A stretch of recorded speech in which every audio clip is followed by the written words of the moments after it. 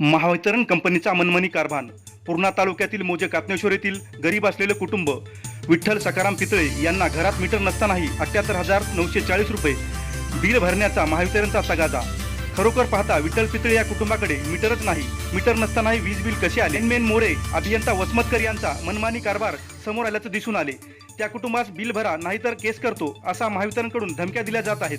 कार्यकारी अभियंता यांनी संबंधित प्रकरणाची चौकशी करून गुन्हे दाखल करण्याची मागणी विठ्ठल पितळे कुटुंबाकडून करण्यात येत आहे.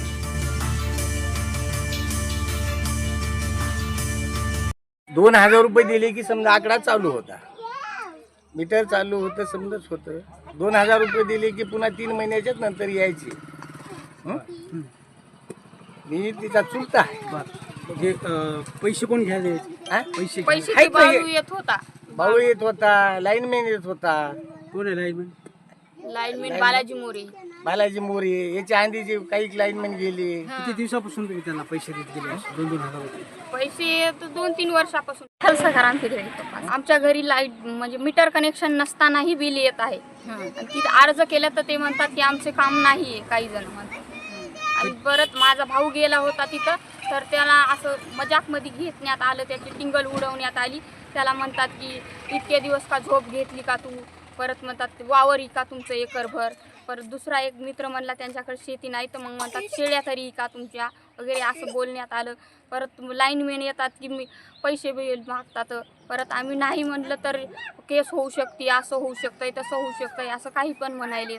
नाही DRD खालचं म्हणे मीटर होतं ते परत आमच्या घरी आलं पण नाही, काहीच नाही. एकदा माझ्या वडिलांनी अर्ज केला होता आणि ते म्हणले की तुमची जागाच नावची नाही तर मीटर भेटू शकत नाही. त्याच्यावर माझ्या वडिलांनी काहीच ऍक्शन घेतली नाही. तर परत तरी पण मीटर आलं, पण ते कोणाच्या घरी बसवण्यात आलं तेही आम्हाला काहीच माहित नाही. आणि त्याच्याबद्दल आम्हाला माहिती पण कुणी दिली नाही.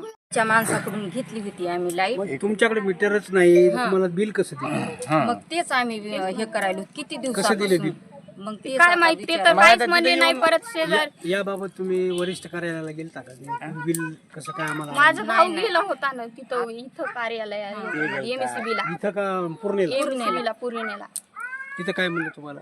तिथं काहीच नाही, त्याची टिंगल उचलण्यात आली आणि हे करून दिलं. जेव्हा आम्हाला कळालं तेव्हा आम्ही अर्ज केला. आम्हाला शेजाऱ्यानं सांगितलं की तुमच्या नाव बिल आलंय म्हणून पावती. आम्हाला मीटर त्याच्यामुळे कोटेशन नंबरून आता मी ती पावती हे काढले बिलाची पावती. तर तसं बोलतायत.